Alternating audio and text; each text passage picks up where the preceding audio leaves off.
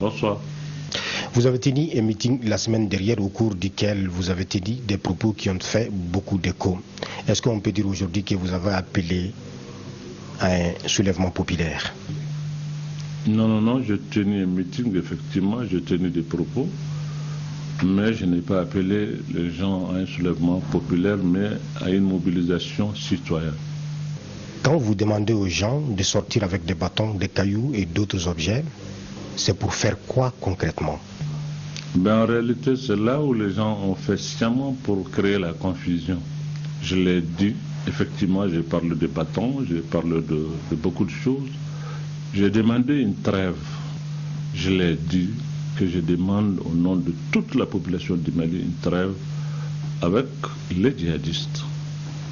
C'est le peuple malien qui a décidé lors du dialogue inclusif qu'on discute avec eux.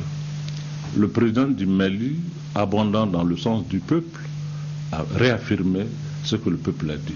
J'ai dit, bon, fort de tout cela, nous allons leur demander aussi une trêve pour voir leur bonne volonté. S'ils ne se manifestent pas, qu'ils refusent cette main tendue, le peuple malien doit se mobiliser pour être debout en face de leur situation, parce que notre islam n'est pas un islam imposé, c'est un islam choisi.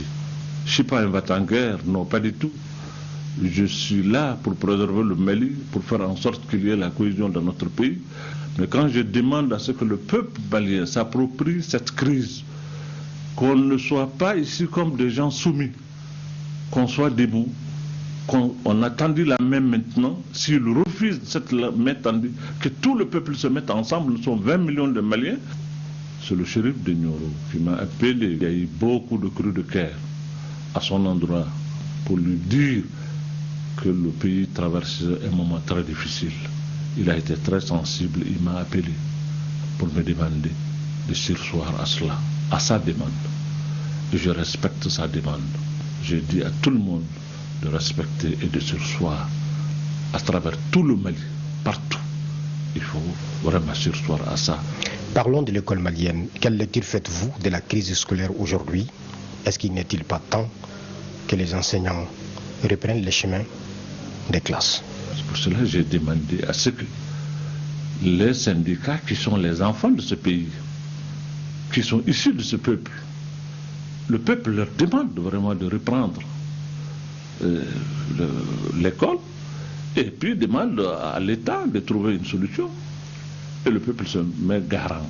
Parce que si on n'y prend pas garde, c'est nous qui allons procéder certainement à la fabrication de quoi? De chômeurs, de brigands, de prostituées, de n'importe quoi. Parce qu'une jeunesse qui n'est pas éduquée, qui n'est pas encadrée, mais il faut s'y attendre à ce que le lendemain soit un lendemain sombre.